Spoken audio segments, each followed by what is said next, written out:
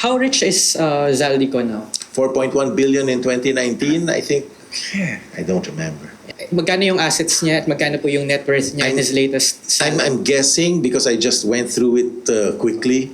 Ang relevant lang sa akin yung opening salary niya in 2019. I think about 5. Not sure. I'm not going along. Yes. So tumaas ng 900 million yung assets niya from, or yung net worth niya from 2019 yes. to 2025. Is that Yes. a reasonable increase in his 6 years in Congress? You see, yan na skewed narrative eh. Hindi naman, your insinuation is, or rather your question assumes na tumaas siya while he was in Congress because of Congress eh. Hindi eh. Remember that he was a businessman before he was in Congress.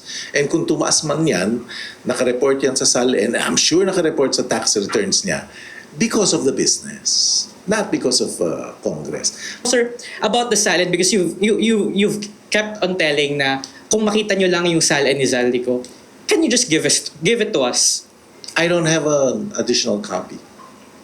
Can we take a photo of? No. Can we take a photo of the I have notes eh. salad?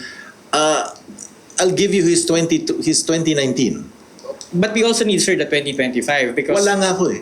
I don't have the. Nadaanan ko lang eh. Kaya nga hindi ko, that's why I cannot answer your question what was his closing salary. Ba ba po ibig sabihin niyo, sir, attorney, nung nadaanan niyo lang yung salad niya nung Nabasa ko lang 2025? somewhere but I don't have a hard copy. I have a hard copy of the 2019. Ano pong nabasa niyo, sir, yung hard copy nung kay Congressman Zaldi? Saan niyo po Yeah. nabasa yung saan niyo po nabasa yung 5 billion? Because we cannot report it if it like nabasa niyo lang somewhere or sinabi lang sa inyo.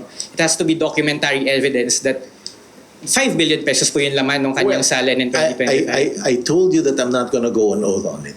Because sabi ko, ang recollection ko is 5 billion. If you're disputing it, then wala akong magagawa. I can't prove otherwise.